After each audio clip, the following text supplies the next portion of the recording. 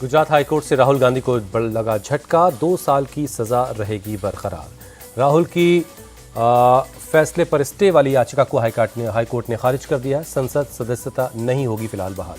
सूरत court ने सुनाई थी 2 साल की सजा के बाद राहुल गांधी की सदस्यता खत्म हो गई थी। मोदी सर ने मानहानि केस में सूरत कोर्ट ने सुनाई थी सजा। गुजरात हाईकोर्ट से भी राहुल गांधी को नहीं मिली राहत। गुजरात हाईकोर्ट के फैसले को चुनौती देंगे राहुल गांधी, फैसले के खिलाफ जाएंगे सुप्रीम कोर्ट। छत्तीसगढ़ के रायपुर में पीएम मोदी ने दी बड़ी सौगात, 7500 करोड़ रुपए की परियोजनाओं का लोकार्पण किया। कार्यक्रम में मंच पर सीएम भूपेश बघेल ने किया पीएम मोदी का स्वागत, स्मृति चिन्ह भेंट किया। लोकार्पण और शिलान्यास समारोह में बोले पीएम मोदी, 7500 करोड़ रुपए की परियोजनाओं से इंफ्रास्ट्रक्चर और कनेक्टिविटी में होगा सुधार। आदिवासी बाहुल गांव में मोबाइल सेवा में सुधार की पीएम मोदी ने की तारीफ, कहा 20% से ज्यादा गांव में नहीं थी मोबाइल कनेक्टिविटी, अब सिर्फ 6% गांव को जोड़ना बाकी है। रायपुर एयरपोर्ट पर पीएम मोदी का हुआ स्वागत, गवर्नर विश्वभूषण हरिचंदन के साथ सीएम भूपेश बघेल ने अगवानी की। दोपहर बाद गोरखपुर पहुंचेंगे पीएम मोदी, गीता प्रेस शताब्दी समारोह के समापन कार्यक्रम में करेंगे शिरकत।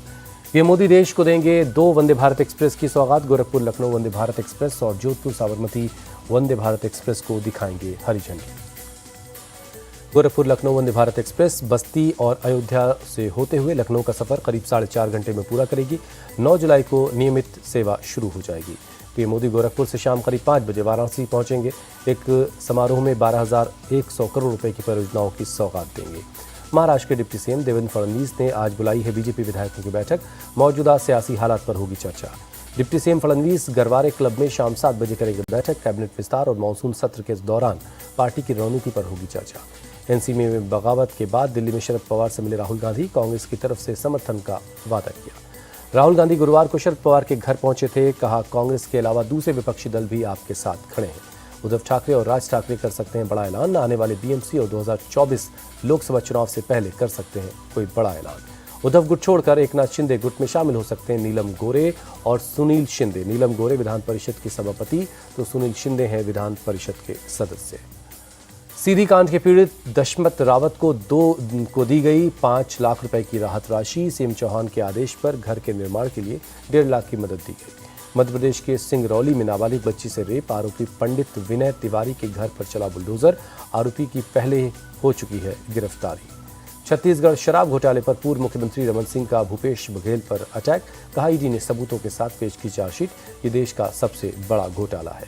सीएम योगी ने गोरखपुर में लगाया जनता दरबार, लोगों की समस्याओं को दूर करने के लिए अधिकारियों से कहा। AIMPLB के बाद जमीयत ने भी लॉ कमीशन को भेजा 22 पन्नों का ड्राफ्ट। यूसीसी अस्वीकार है, देश की एकता के लिए खतरनाक है। यूनिफॉर्म सिविल कोड को लेकर मुस्लिम समाज में ज्यादा गलतफहमियां हैं। सुशील मोदी बोले मुस्लिम पर्सनल लॉ बोर्ड दे सही जानकारी।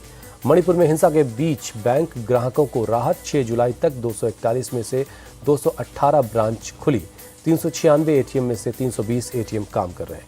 कांग्रेस सांसद मनीष तिवारी ने मणिपुर हिंसा को बताया त्रासदी, कहा प्रधानमंत्री को बहुत पहले मणिपुर जाना चाहिए था।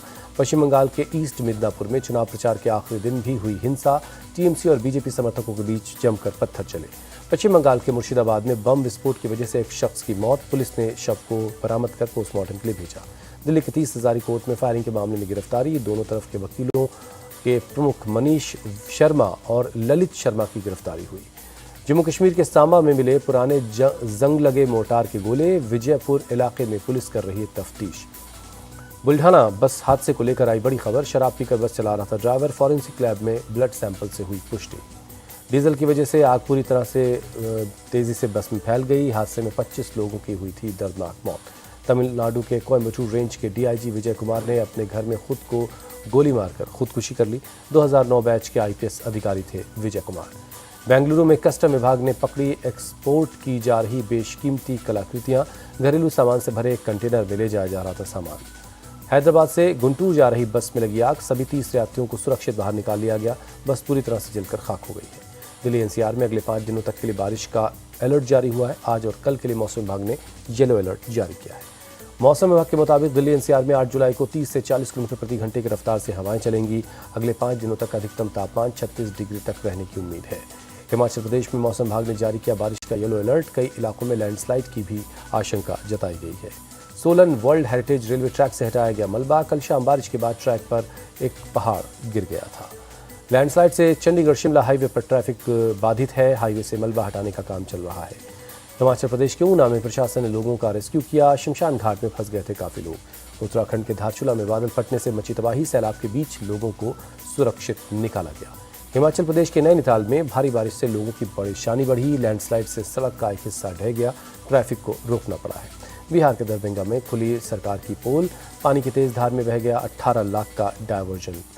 20 पंचायत को लोगों के लिए लाइफलाइन था ये पुल। डायवर्जन टूटने के बाद इलाके में लोग अब काफ़ी नाराज हैं। बिहार के डेहरी में सोन नदी में फंसे सभी 30 ट्रकों को निकाला गया। नदी का जलस्तर बढ़ने की वजह से ये ट्रक फंस गए थे। श्री अमरनाथ गुफा तीर्थ स्थल पर सुबह हुई आरती। खराब मौसम की वजह से फिलहाल यात्रा को रोक दिया गया है। इंडिया टीवी के editor in chief Rajat Sharma के नाम एक नया कीर्तिमान हुआ। ट्विटर पर दुनिया में सबसे ज्यादा फॉलो किए जाने वाले टीवी न्यूज़ पर्सनालिटी बने।